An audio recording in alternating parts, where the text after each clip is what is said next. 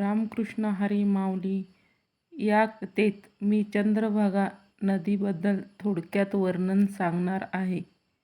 पार्वतीने शंकराला विचारले, पंढरपूरमध्ये चंद्रभागा सरोवर आहे, त्याला तसे नाव का पडले? शंकर म्हणाले, त्याच्या मागे एक इतिहास आहे. देवाचा गुरु बृहस्पती, त्याच्या पत्नीचे नाव तारा. ती अत्यंत सुंदर होती. एकदा चंद्राने आपल्या पत्नीचा तेव्हा संतापलेल्या बृहस्पतीने चंद्राला शाप दिला. अरे पातक्या महादुष्टा, तुझ्याजवळ साधा सारासार विचार नाही. प्रत्यक्ष गुरुपत्नीचा उपभोग घेतलास, तुला क्षयरोग होईल. तुझ्या कला तुटून पडतील. बृहस्पतीने असा शाप दिल्यामुळे चंद्र भयंकर घाबरला. आता काय करावे त्याला समजेना. मग त्याने विचार केला, बृहस्पती सर्व देवांचा गुरु आहे. इंद्रसुद्धा त्याच्या आज्ञेचे पालन करतो. आता त्याला शरण जावे, दुसरा काही मार्ग नाही.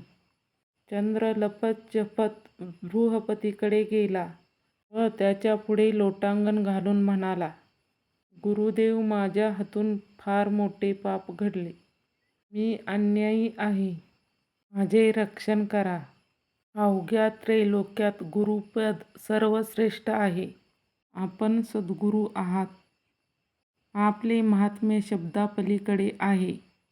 आपला महिमा अपार आहे. आपल्या हृदयात दया, क्षमा, शांती आहे. म्हणून माझी शुद्धी करा. आपण भगवान विष्णूप्रमाणे श्रेष्ठ आहात. ब्रह्मादी देव आपणास वंदन करतात. आपण मुक्याकडे कृपादृष्टीने पाहिले तर तो तात्काळ वेद म्हणू शकतो. सर्व देव आपल्या पुढे हात जोडून उभे असतात. म्हणून मला क्षमा करा. माझा उद्धार करा. चंद्राने अशी प्रार्थना केली. असता बृहस्पती म्हणाले, चंद्रा, मी जो तुला शाप दिला आहे तो कधीच खोटा ठरणार नाही. परंतु मी एक तुला उपाय सांगतो. तो तू कर म्हणजे तुला क्षयबाधा होणार नाही. दिंडर वनात लोहदंड नावाचे क्षेत्र आहे.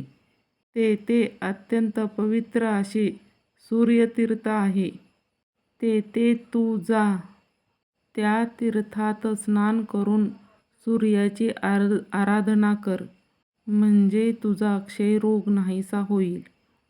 बृहस्पतीने असे सांगितले असता चंद्र ताबडतोब लोहदंड क्षेत्राकडे गेला. ते क्षेत्र अनेक प्रकारच्या वृक्षवेलीने व पशुपक्ष्याने गजबजलेले होते. चंद्राने तेथे जाऊन अनुष्ठान सुरू केले. तो दररोज सूर्यतीर्थात स्नान करून सूर्याची आराधना करू लागला.